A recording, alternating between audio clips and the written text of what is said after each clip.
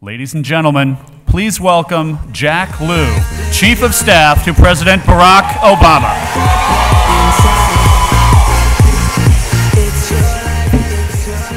Good morning, everyone. A little louder. It's a pleasure to be here with you today. I'd first like to acknowledge all the great things being done by all of you here at Campus Progress and leadership of your director, Ann Johnson. I'd also like to thank Campus Progress's policy manager, Tobin Van Oosteren, for all of his hard and effective work over the years. It's really wonderful to be surrounded this morning by students who are so engaged in progressive policy, so engaged that you're willing to brave Washington's heat when we're going to be over 100 degrees today. Anyone who claims that your generation is cynical, that you don't care about real issues, should come and look around this room. You know, I first came to Washington back in 1973. I was eager for a new experience. I was roughly your age. I was an intern for a New York representative named Bella Abzug. I loved politics, but I only planned to stay for one semester. Then I caught the bug. I saw what's possible when people here in Washington work together for the good of the country. And 4 decades later, and a lot of different jobs later, here I am, privileged to serve as Chief of Staff to the President of the United States, Barack Obama.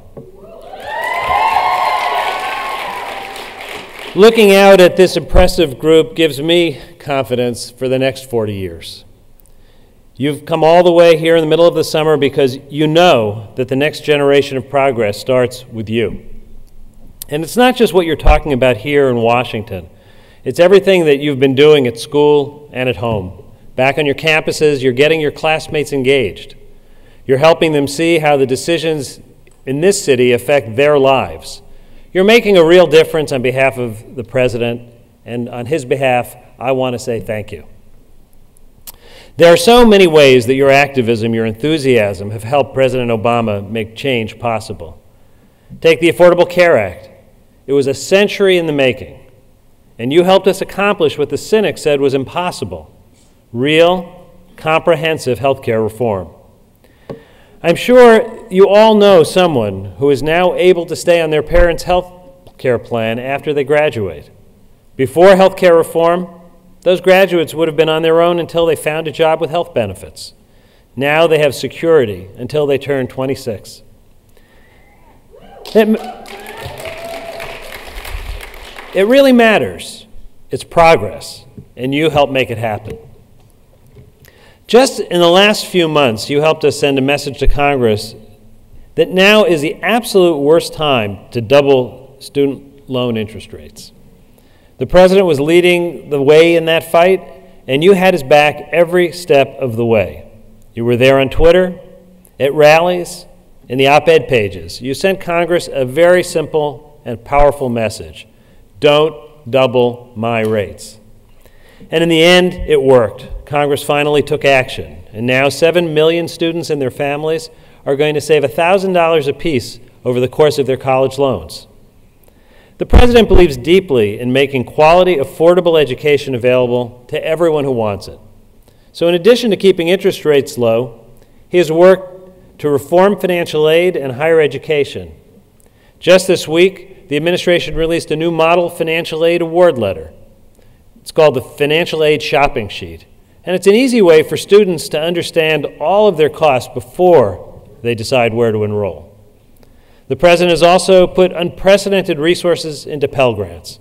He created the American Opportunity Tax Credit, helping working families put their kids through college. And he's encouraged businesses to partner with community colleges so students can learn the skills they need to get hired right away.